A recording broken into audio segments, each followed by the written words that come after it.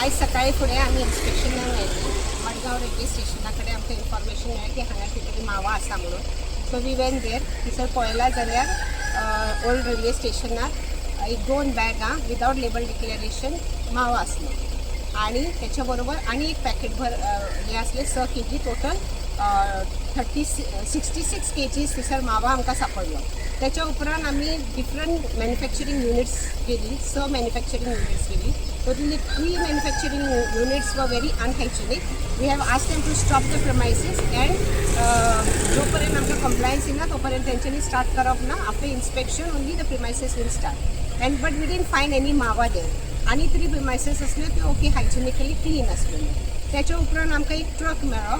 त्या ट्रकान सगळे भाजयो सारें मॅन्युअर अँड स्लिपर्स हे असे सगळे भरलेले एक ट्रक मेळ्ळो. तातूंतय हो मावा आसलो आणि रबडी मावा आणि स्वीट्स असले.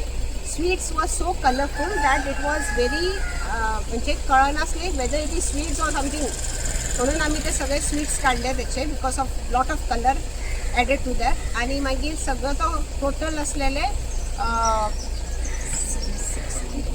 130 kgs असले. 130 kgs टोटल आम्ही आयज माल धरलो and the rate is nearly 35,000.